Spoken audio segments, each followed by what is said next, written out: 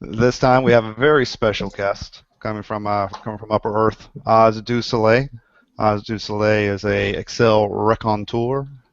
He is an Excel author, Excel blogger, Excel consultant. So, since the last time we've seen you, you've been writing a manuscript. I understand. Been writing a book. Would you mind telling us a little bit about that? Well, it's called full contact data management. And it's the idea that Excel is a tool. And I want to talk about what it takes to be good at working with data and Excel. Because you can't just be good at Excel. There are other things that are involved. And one thing is understanding people, processes, and tools. And over the summer, I had a couple of projects where we were able to fix some things in the process. While I was gearing up to do something wild in Excel, make all kind of models and calculations and validation and everything, then I say, wait a minute. Can we not start with this report, but let's go to a data dump? That would be so easy. And then it's drop the mic moment. When you get that data dump, then you don't have to do all that crazy stuff. Right, so it's getting more out of Excel in understanding the entire world of working with data, and that's why there is, the book is like a half to two-thirds Excel and more of that working in this world kind of content. So, can you describe one of those processes you helped fix? All right, so let's go to the recreational marijuana store where I did some work. All right, so they have to have data go to the state in THC, non-THC sales, but they subscribe to an entity that gives them canned reports that helps them with sales for running the store, but not the kind of data that the state needs. So I'm looking at a report that says products, maybe product line by day, but then, okay, how do you get it the way the state needs it? Well, yeah, we could write some sum ifs and get things in pivot tables and pull out some Power Query and stuff to clean it up and move it around, but no, let's get on the phone with the people who make the canned reports. Can you send us just a raw-ass data dump? And sometimes these entities think that they're doing you a favor by giving you reports because a big old wall of data, a human eye can't make sense of that. But that's changing the process. Don't give me this report to do fancy stuff. Give me, on a regular basis, the data dump. Gotcha. So where are you at in the process of writing that book? Just turned over the manuscript Sunday for editing. Oh, wow. Congratulations. That's good stuff. So there's still more to do because it's a long, painful, lonely process because it'll go to editing, then layout, and then more editing, and then finally to print and targeting it for January for print. Gotcha. So you also went through an interesting process with this book at the very beginning where you started up an Indiegogo campaign. Would you mind talking about that a little bit and your experience with that? Okay, so I was thinking about, why is this called full contact data management? It's because working with data is not clean. Right, looking at this report from the marijuana store and then say, okay, we need this data a different way. How can we get it? It's not a pretty thing sometimes. So put on a helmet because it's about to get smash mouth, right? You got to deliver bad news to people and ask a lot of questions and put things off until you can get better answers. So that's why it's called full contact data management.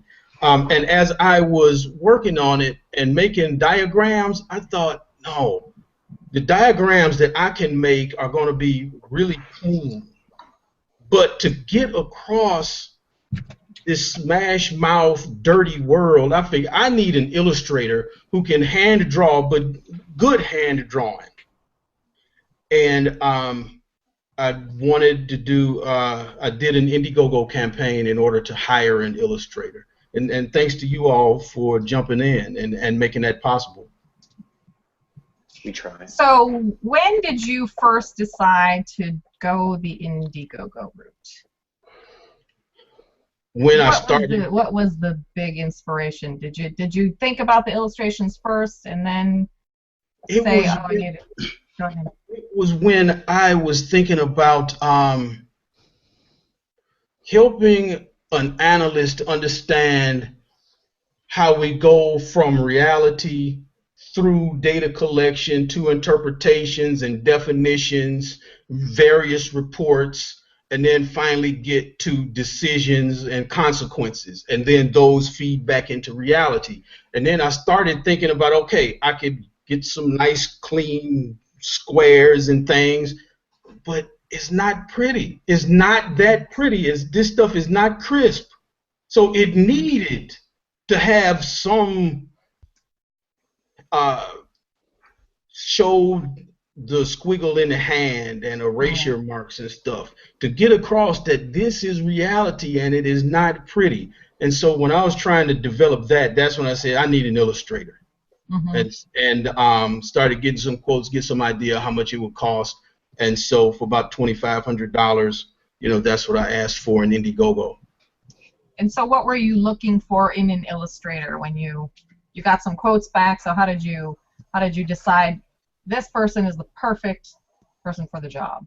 You know, something that was an interesting process, because the person has to, I learned that I have to be able to articulate what I'm looking for, right? Because they're not inside my head. I like the illustrators that I met with who were take charge. You want to do this, you don't want to do that, but they weren't shoving something down my throat. They would say things like, well, let's think about the entire book and how things need to be consistent. And I might have been talking about something that would have been inconsistent. To say, great, thank you for reminding me that this has to be consistent. I met with a few who would have been more like, what do I do next? What do I do next? What do I do next? Well, you know, writing a book and being a project manager with all this other stuff going on, it was hard enough.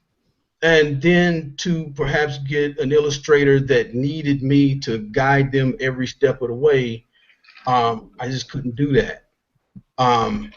Then there was some that I don't feel like they did interpret my vision, you know, in a way that I felt fit the book.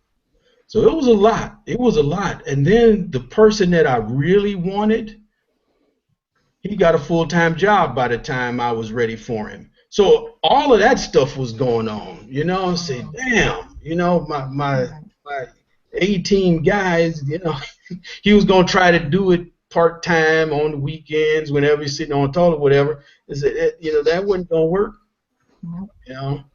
So, you know, I got chewed out and all kind of stuff by different people, and it was hard. It was hard making those decisions about, you know, liking what somebody does, but then feeling like I'd have to be a co-illustrator or whatever. And so the guy I've got now, Bill suggested him, Walter Moore, is doing some really good stuff that I have shared. Let's see, I've got this one. That's kind of cool. Yeah, this is showing that instead of thinking monthly tabs, vendor tabs, city tabs, whatever, think input, storage, output. Because your storage is all in one place. Your input goes in here, and you can get all kinds of output. But when you have, say, monthly tabs or state tabs, that's the look you got. And then when you want the view a certain other kind of way, then you writing formulas and things. But so that's the kind of thing that I felt a nice clean graph was not going to work. It was I didn't feel like it was going to work. It would look really clean. Right. So I think one of the things you mentioned there was your vision and trying to find something that was aligned with your vision, and that reminds me of the past conference which you were at, gosh, 6 months or so ago, and where someone said something to the effect of they would listen to Oz du Soleil read the phone book. I remember somebody saying that, which is interesting. And so all that kind of comes together with now that you've finished the manuscript and you've kind of got that in. The ability now to kind of pivot to the Excel TV show that you've kind of been ideating for a while and figuring out what that was going to look like. Would you mind just kind of sharing a little bit and give us an idea of what your vision is for that, and what sort of path you think that we're on with Oz du Soleil a little bit more full time? Okay. It's been exciting thinking about this, and I felt like my passion has gone more toward, say, nonprofits, small businesses, and then other people who non-enterprise people, non-financial people, and even people who hate Excel but can't get away from it. So how can we learn more and talk more with them? And so that's the way that my show is going to go, and I'm calling it Excel in the Wild, because data is everywhere. And one person that I've talked with, he's a rapper named Cole Mize. He coaches people on learning to rap, and I was blown away by one of his videos, because when he showed what he called a bar chart, oh man, it looked like Excel for one thing, but he had his lyrics in there in such a way to where bold text, that's where the one was. When you think about music, you got your 1, 2, 3, 4, 1, 2, 3, 4. So here's where your one is. That's the bold. It had italics for lead ins when you have to like squeeze some words in order to hit the one. And syllable counts, so that you can get the rhymes in the right place. I mean, it was beautiful. It looked like Excel, and so he's agreed to come on the show and talk and maybe do some rapping and show how this works, because it's data. I've got somebody else coming on who has this love-hate relationship with Excel, and just find out what's that about,